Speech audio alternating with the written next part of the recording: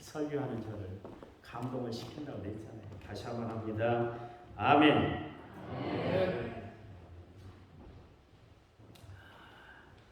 그 신앙생활하는 데 있어서 목사를 잘 만나는 것이 중요하다고 그래요. 그러나 저는 더 중요한 것이 뭐냐면 여러분이 교회에 오셔서 꼭 예수를 만나셔야 돼요. 그냥 왔다 그냥 가는 것이 아니라 꼭 예수를 만나고 돌아가는 귀한 시간 되시길 간절히 부탁을 드립니다. 여러분 건물을 짓는데 대충 짓는 것이 없어요. 대충 짓질 않습니다. 다 설계 도면에 맞춰서 한 차의 오차도 없이 그대로 지어야 되는 거예요. 만약 설계대로 그렇게 짓지를 않으면 부수고 다시 공사를 해야 되는 것이에요. 세상 건축도 집 짓는 것도 이처럼 철저하게 확실하게 그렇게 짓는데 여러분 우리가 신앙생활 하는 데 있어 대충 했어야 되겠어요? 그렇잖아요. 대충 하면 안 되는 거예요. 여러분 우리의 신앙은 우리의 반석 되신 예수 그리스도를 위해 십자가 위에 우리는 철저히 신앙의 집을 짓고 살아가는 성도들이 되어야 할 줄 믿습니다. 예수님이 이 땅에 오셔서 3년 동안 공생의 사역을 하셨죠.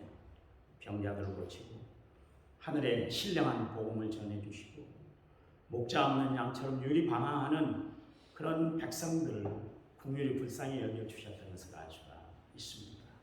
그런데 보세요. 예수님은 병자들을 고치기 위해서 특별히 기도원을 따로 만들어 그렇게 신유의 은사를 베풀지 않으셨어요. 많은 사람들에게 인기를 끌었지만 그 인기를 위해서 이상한 방법을 사용하시질 않으셨어요. 인기에 연연하들 않았다. 그런 이야기죠.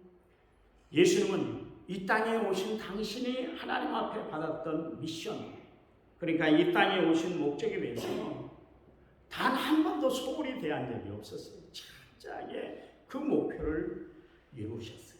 그리고 그 목표를 이루기 위해서 최선을 다해 살으셨던 것을 알 수가 있습니다.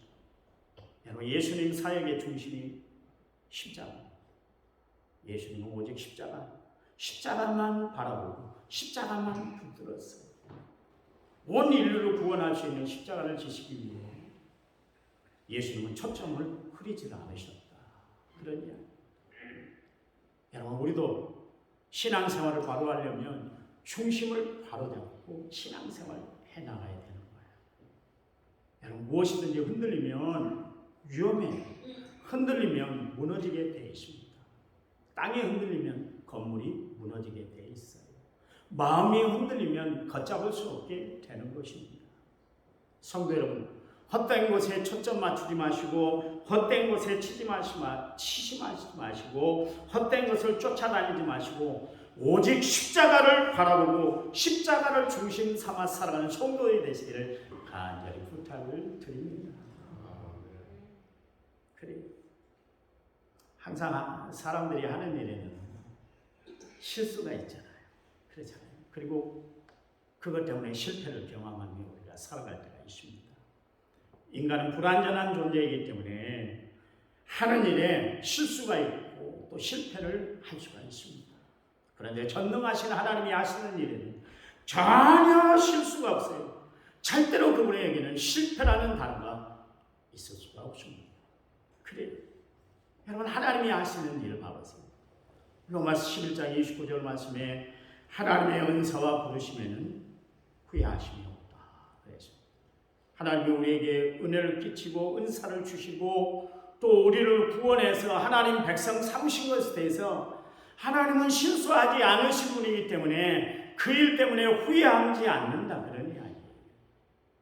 아시나요? 하나님은 여러분을 세우신 것을 너무나 자랑스러워하세요. 여러분을 끝까지 책임져 주시는 분이 하나님이신 줄 믿으시기를 간절히 부탁을 드립니다. 오늘 저는 여러분에게 한때 실패했지만 그러나 끝에는 성공으로 그의 인생을 마감한 한 사람을 소개를 해드리려고 하는데 여러분이 잘 아신 것처럼 그 사람이 바로 베드로입니다. 베드로는 어떤 사람이 예수님의 수제자 아닙니까? 그렇잖아요.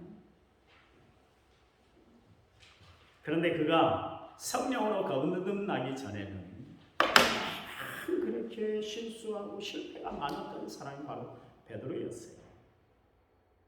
오병이의 기적을 체험하고 난 다음에 저들이 예수님의 명령에 따라서 갈릴리 호수 건너편으로 그렇게 배를 세워서 나가게 됐습니다. 그런데 한참 배를 저어 나가는데 호수 한복판에서 풍랑을 만나고 말았어요. 그때 예수님이 기도하시다가 제자들이 괴롭게 노젓는 것을 보시고 친히 바다 위로 걸어가셨어요. 그때 제자들이 바다 위로 걸어오시는 예수님을 보고 유령이다 그랬어요. 유령이다. 그때 베드로는 그 걸어오신 분이 예수님인 것을 알고 만약 주시면 저로 명령하여 물 위를 좀 걷게 해주세요. 그렇게 이야기를 했습니다. 예수님이 오라고 하니까 베드로가 배에서 내려서 물 위를 걸어갔습니다.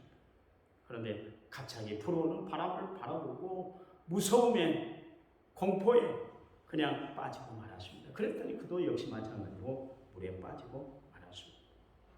그때 예수님이 그를 건너주시면서 하신 말씀이 뭐냐면 베드로의 손을 꽉 붙잡으면서 하신 말씀이 뭐냐면 믿음이 적은 자야 왜 의심하냐 그랬습니다. 한 번에 예수님이 가이사라 빌립보 지역에 이르렀을 때 예수님이 제자들에게 물었어요. 야 사람들이 나를 누구라고 하더냐 그렇게 물었어요. 그랬더니 제자들이 서로 세례 요한이라고 합니다. 또 엘리야라고 또 어떤 사람은 예레미야와 또 어떤 선지자 중에 한 사람이라고 그렇게 이야기를 하던데요. 그렇게 이야기를 했어요. 그래서 예수님이 다시 한번 묻잖아요. 그러면 너희는 도대체 나를 누구라고 하느냐 그랬어요. 그랬더니 베드로가 얼마나 멋지게 고백을 했든지 주는 그리스도시요 살아계신 하나님의 아들이십니다 그랬어요. 그 고백을 듣고 예수님이 감탄을 받았던지 바요나 시모나 너로 하여금 이렇게 알게 한 것은 혈육으로 알게 하신 것이 아니라 혈육으로 안 것이 아니라 하나님이 너로 하여금 그렇게 고백하도록 하셨다 그렇게 이야기를 했어요. 그러고 나서 예수님이 뭐라고 했냐면 내가 예루살렘에 가서 십자가에 못 박혀 죽을 것이야. 고난받고 죽임을 당할 거야. 그리고 3일 만에 나는 다시 살아나게 돼 있어. 그렇게 말씀을 하니까 베드로가 예수님께 항변하듯 이야기를 했습니다. 주여 그리하지 마옵소서. 그런 일이 당신에게 일어날 수가 없습니다. 그런 이야기를 했어요. 여러분 성령 받기 전에 베드로는 봐보세요. 분위기 파악을 제대로 못하고 살아가는 그런 사람이었어요. 그래서 예수님이 지시해야 할 십자가의 대속의 사역 부인하고 말았던 것이죠. 그러니까 예수님은 뭐라고 합니까? 베드로를 향해서 이야기를 하는데 사탄아 내 뒤로 물러가라. 내가 하나님의 일을 생각하지 않고 사람의 생각을 하느냐. 그러면서 엄히 베드로를 꾸중하셨던 것을 알 수가 있습니다. 하여간 베드로는 칭찬과 책망을 항상 이렇게 오르락내리락 했던 그런 사람이었습니다. 한 번은 예수님이 베드로와 야고보와 요한을 데리고 변화산에 데리고 갔어요. 예수님이 그 제자들 앞에서 변형이 되는 모습을 보여주시니까 그 자리에서 모세가 뭐라고 베드로가 뭐라고 합니까? 모세와 엘리야와 더불어 예수님 정말 이렇게 나타나는 것이 너무나 우리에게는 황홀합니다. 그러면서 여기에 초막셋을 입고 우리 함께 살면 어떻겠습니까? 그런 이야기를 했어요. 그러니까 예수님이 베드로를 책망하시고 나서 산 위에서 내려가셨던 것을 알 수가 있습니다. 예수님의 공생의 마지막 쯤에 제자들을 불러놓고 그들에게 엄히 말씀을 하셨어요. 아주 비장한 모습으로 예수님이 말씀하셨죠. 내가 십자가에 못 박혀 죽을 거야. 그런데 너희들은 나를 다 버리고 말 거야. 그러니까 베드로가 이번에 또 나서서 예수님 앞에 이야기를 하고 예수님 모두 다 주를 버린다 할지라도 나는 버리질 않을 거예요. 그러니까 예수님 베드로에게 직접 말씀하셨어요. 베드로야 내가 진실로 내게 이르는데 오늘 밤 닭이 울기 전에 내가 3번 나를 부인하게 될 거야. 그런 이야기를 하십니다. 그랬으면 지금까지 예수님이 하시는 말씀이 다 맞아떨어졌잖아요. 그러면 예수님 맞아요. 저는 참 믿음이 연약한 존재입니다. 그러니 예수님 저의 믿음이 변질되지 않도록 제 믿음이 떨어지지 않도록 예수님이 저를 위해서 좀 기도해 주세요. 이래야 겸손한 사람이고 이래야 믿음의 사람 아닙니까? 그렇잖아요. 그런데 그때도 나는 주와 함께 죽을지언정 절대 내가 주님을 부인하는 일이 없을 거예요. 그렇게 또 이야기를 했어요. 그리고 났더니 눈치만 살피고 있던 예수님의 제자들이 베드로, 형님격 되는 베드로가 그렇게 이야기하니까 자기들도 덩달아서 우리도 예수님을 버리지 않을 겁니다. 그렇게 이야기를 했습니다. 그런데 어떻게 됐어요? 결국 예수님의 예언대로 베드로는 예수님을 3번 부인하고 말았던 것을 알 수가 있습니다. 제자들은 어떻습니까? 다 제 살 길 찾아서 다 뿔뿔이 흩어져 버리고 말았던 것을 알 수가 있습니다. 심지어 예수님이 겟세마네 동산에 올라가셔서 정말 땀방울이 핏방울이 되도록 간절히 기도하시는 그때 여러분 배신자 가룟 유다를 앞세워서 대제사장과 백성의 장로들에게 파송되었던 큰 무리들이 예수님을 체포하러 그 동산까지 올라왔잖아요. 그때 베드로가 칼을 꺼내서 대제사장의 종이었던 말고의 길을 딱 잘라버렸어요. 그런 행동을 보시면서 예수님이 책망하시는데 칼을 쓰는 사람은 칼로 망하게 된다. 그런 말씀을 하셨어요. 여러분 이처럼 나서기를 좋아하고 실수를 밥 먹듯이 했던 사람이 바로 베드로였어요. 그러나 예수님은 베드로의 거듭된 실패에 실수가 있었음에도 불구하고 그를 내치진 않았어요. 그를 포기하지 않으셨어요.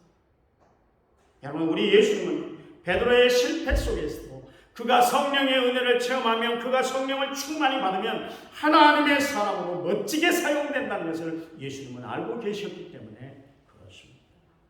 그가 세상이 감당할 수 없는 하나님의 사람으로 변화될 것을 아셨기 때문에 예수님은 여전히 실패함에도 불구하고 베드로를 놓지를 않았다. 그런 이야기. 여러분 아시나요? 성령이 여러분 우리를 변화시키는 줄 믿으시기 바랍니다. 그래서 우리가 변화되려면 어떻게 돼야 돼요? 성령 받아요. 제가 지금 일주일 동안 이번 주까지 계속해서 성령에 대해서 설교를 하는데요. 새벽 때 성령이 아니고는 안 돼요. 여러분 교회만 다니지 마세요. 아까 이야기했잖아요. 서두에 교회를 다니면 분명히 예수님을 만나요. 여러분 예수님을 만나는 것으로만 끝마치지 말고 예수 믿는 사람의 능력을 발휘할 수 있는 성령의 사람들이 되시기 바랍니다. 성령이 너희에게 임하시면 너희가 권능을 받는다. 능력을 받는다는 거예요. 여러분 이왕 세상 살아가는 것 능력 있게 살아야 될 거 아니에요. 이왕 예수 믿는 것 주를 위해서 일하려면 능력껏 일해야 될 거 아니겠어요? 그렇잖아요. 나이가 드신 분들 힘이 없으니까 보행하는 것도 힘들고 밥 먹는 것도 힘들고 걷기도 힘들고 다 힘들잖아요. 왜? 힘이 없기 때문에. 여러분 예수 믿는 사람들도 마찬가지로 힘이 있어야 주의 일들을 감당하는 거예요. 힘이 있어야 예수를 바로 믿는 거예요. 여러분 그래서 성령 받아야 되는 거예요. 성령. 육적인 사람으로 그대로 있으면 안 돼요. 성령으로 변화가 돼야 돼요. 그 성령이 우리로 하여금 그리고 예수님도 우리에게 말씀하신 말씀이 뭐냐면 술 취하지 말라 이런 방탕한 것이 성령이 충만함을 받으라 그랬잖아요. 고린도후서 5장 17절 말씀에 누구든지 그리스도 안에 있으면 새로운 피조물이라 이전 것을 지나갔으니 보라 새 것이 되었다. 그렇죠. 여러분 우리가 주 안에 있어야 우리가 변화된 하나님의 사람이 되는 거예요. 여러분 주 안에 있어야 우리는 어둠의 일을 벗어버리고 우리는 빛의 갑옷을 입고 빛의 열매 맺고 살아갈 수가 있는 거예요. 그러니까 우리는 예수 안에서 주 안에서 정말 살아야 될 뿐만 아니라 성령을 충만히 받고 살아가는 성도들이 되어야 할 줄 믿습니다. 우리에게 성령의 능력을 베풀어 주시고 모든 일들을 감당하게 하신 하나님은 모든 것을 다 그래서 전지하신 하나님이시다. 또 하나님은 못 이룰 일이 없으시다. 그래서 전능하시다. 그렇게 이야기합니다. 그 두 단어를 합해서 하나님은 전지전능하신 하나님이시다. 그러십니다. 여러분, 하나님이 모르시는 일이 없어요. 하나님이 못하실 일이 없으세요. 시편 139편 1절 4절 말씀에 여호와여 주께서 나를 살펴보셨으므로 나를 아나이다. 주께서 내 안고 일어섬을 아시고 멀리서도 내 생각을 다 밝히 아시군요. 나의 길과 내가 눕는 것을 살펴보셨으므로 나의 모든 행위를 익히 아시오니 여호와여 내 혀의 말을 알지 못하는 것이 하나도 없습니다. 그렇게 이야기를 하고 있습니다. 여러분, 시편 기자는 바보스를 뭐라고 그랬어요? 하나님이 내가 눕고 일어나는 것까지 그리고 멀리서도 있다 할지라도 하나님은 나를 다 살펴보십니다. 심지어 내 혀의 말, 내가 말로 표현하지 못하고 입속에 머물고 있는 이 말까지도 하나님은 다 알고 계신다, 그런 이야기예요. 여러분, 그 하나님 때문에 우리는 하나님 앞에 내 형편과 처지 상황을 다 아뢰며 하나님 앞에 우리가 기도할 수 있는 거 아니겠습니까? 그렇잖아요. 어쩐 때는 목사님 나도 막 가슴을 부여하고 막 기도할 때가 있어요. 막 입에서 기도가 터지지 않고 막 마음으로 막 그렇게 막 끙끙대며 기도할 때가 있어요. 근데 그때도 하나님은 다 듣고 계세요. 한나가 하나님의 성전에 올라가서 기도하는데 얼마나 몸부림치면서 뜨겁게 기도했던지 말로 표현이 안 되잖아요. 불인 나에게 열쇠를 다하고 천대를 다하고 얼마나 마음이 아팠겠어요. 그래서 하나님 성전에 와서 기도하는데 엘리 선지자가 보니까 술 먹고 기도하는 것처럼 보였어요. 근데 하나님은 술 먹고 기도한 것이 아니라 열정을 다해 기도하고 있는 한나를 보셨다. 그러면 하나님은 보시는 것이 없어요. 하나님은 못 해야 되는 것이 없으시다. 그런 이야기. 그래요. 하나님은 우리의 믿음의 정보를 다 아세요. 우리가 덜 성숙된 인격체라는 것도 다 알고 계세요. 그러니 우리는 부족하면 부족한 대로 주님 앞에 나가면 되는 거예요. 여러분, 그것을 감추고 덮을 필요가 없다. 그런 이야기입니다. 믿음이 없으면 하나님 나 믿음 없어요. 그렇게 기도하세요.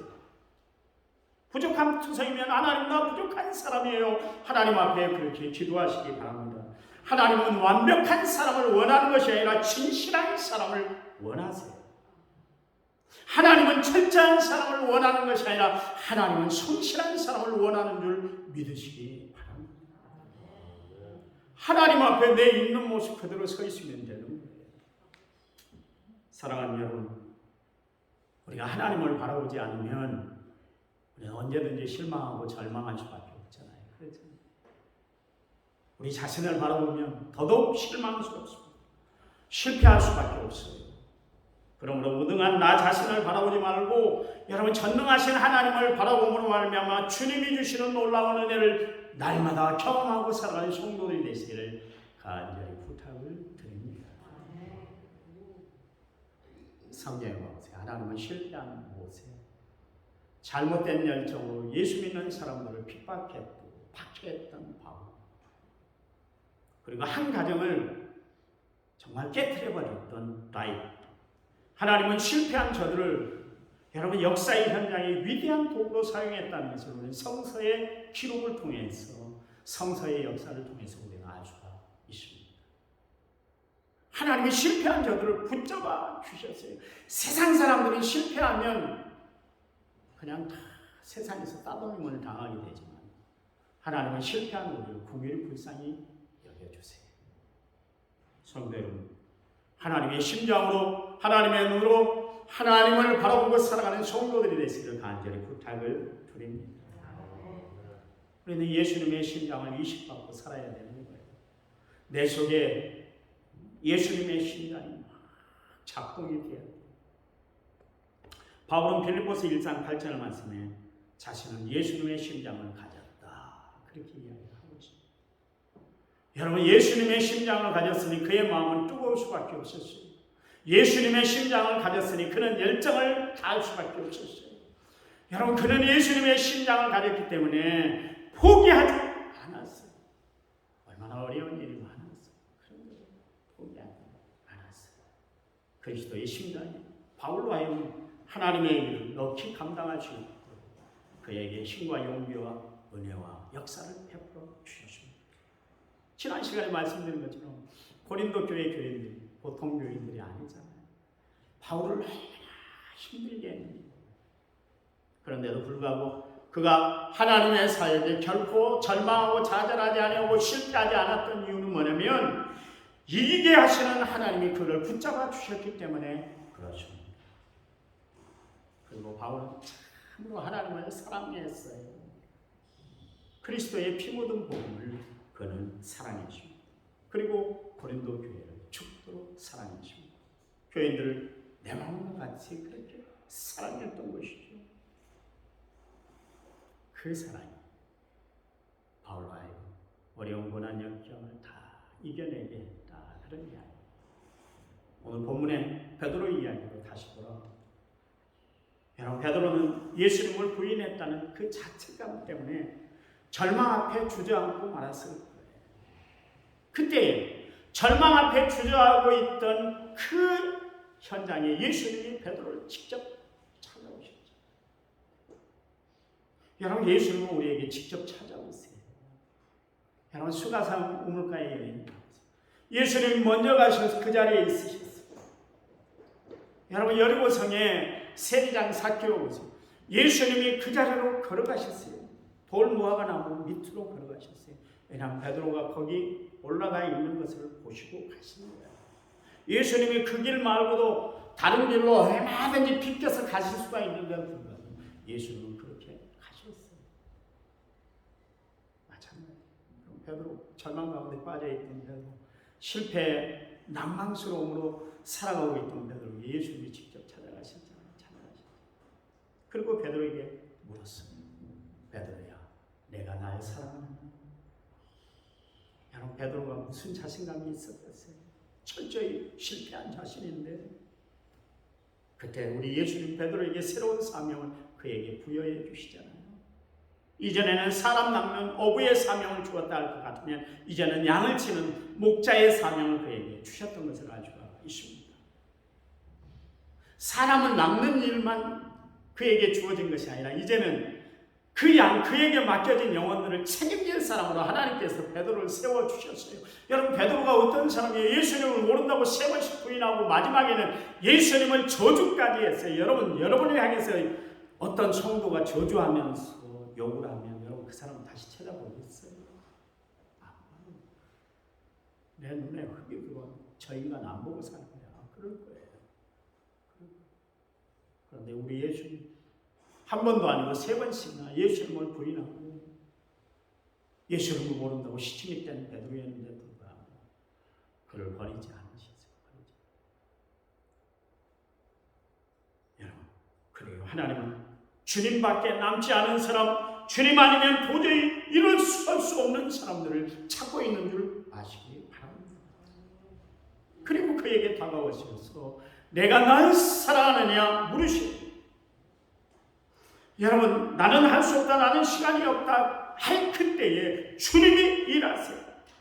여러분, 나는 능력이 없지만 하나님은 전능하신 하나님이십니다.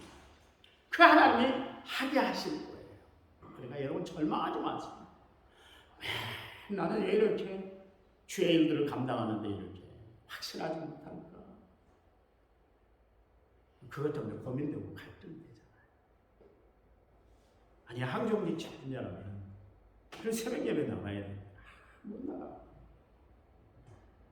그것 때문에 갈등될 때가 있잖아요. 언젠간 하나님이 여러분을 변화시킬 줄 믿으시기 바랍니다.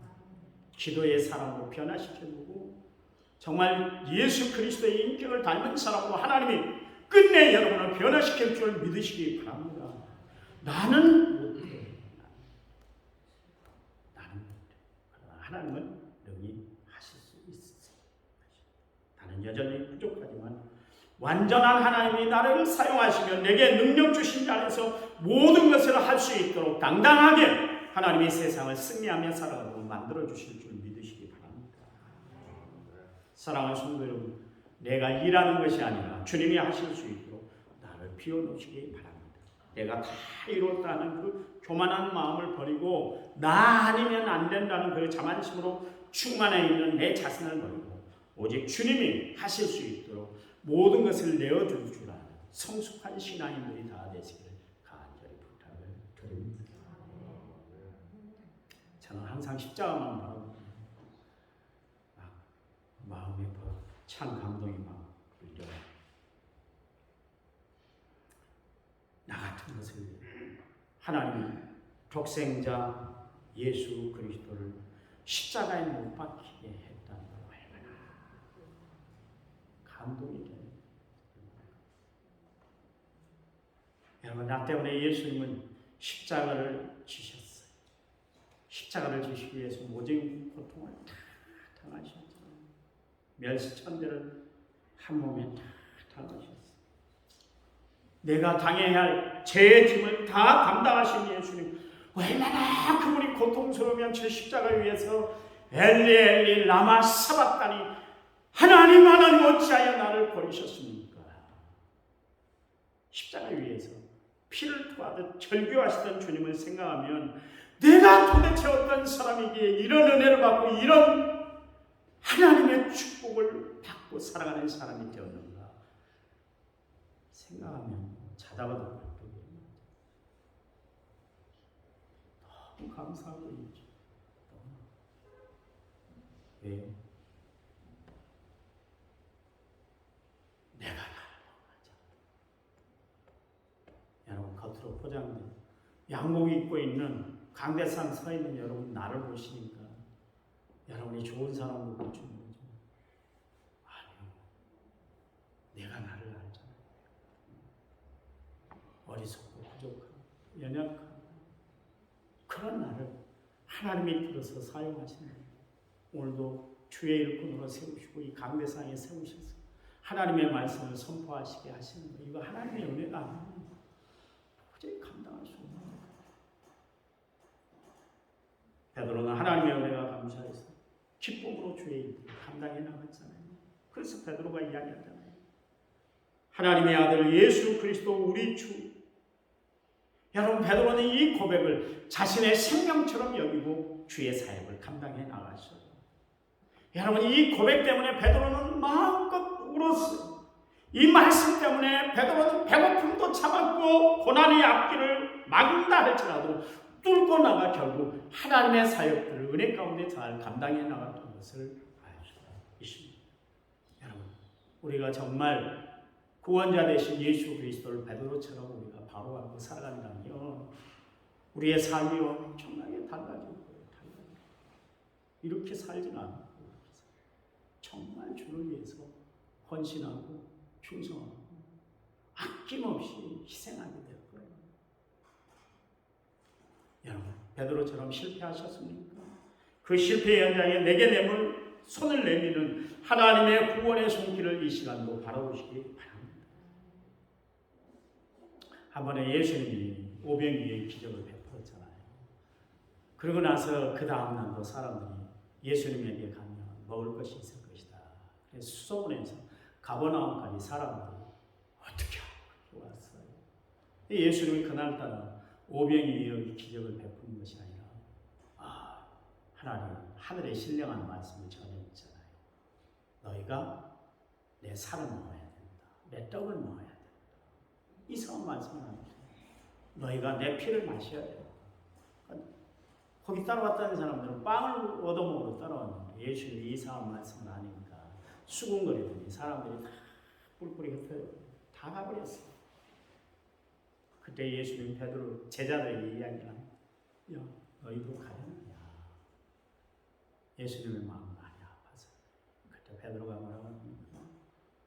주여, 영생의 말씀이 우리에게 있는데 우리가 어디로 가겠습니까? 여러분, 주를 사랑하는 베드로, 실패한 베드로였지만 그가 하나님께 붙들려 있었기 때문에, 말씀에 붙잡혀 있었기 때문에 하나님은 끝까지 베드로의 삶을 책임져 주신 줄 믿으시기 바랍니다. 여러분, 기억하세요. 실패자 시몬을 들어서 성공자 베드로를 사용하신 하나님이 우리의 하나님, 나의 하나님이세요. 여러분, 실패를 두려워하지 마시기 바랍니다. 실패를 성공으로 들어서 사용하시는 하나님을 바라보시기 바랍니다. 믿음의 주요 온전케 하신 예수님을 바라보고 살아가면 여러분 하나님 여러분 베드로처럼 위대하게 사용할 줄 믿습니다. 나를 바라보고 갈등하고 고민하고 힘들어하지 마시고 주를 바라보면서 믿음의 용기를 가지고 날마다 승리하며 살아가는, 그래서 실패를 이겨내고 날마다 승리하는 여러분의 삶이 되시기를 간절히 부탁을 드립니다. 하나님 감사해요. 아무것도 아닌 저희들을 불러서 하나님 백성 삼아주시고 부족하고 연약한 저희들을 세워주시기 위해서 예수님을 이 땅에 보내주셔서 십자가에 달게 하신 하나님의 거룩한 은혜 놀라운 사랑을 이 시간 기억하게 하시니 감사합니다.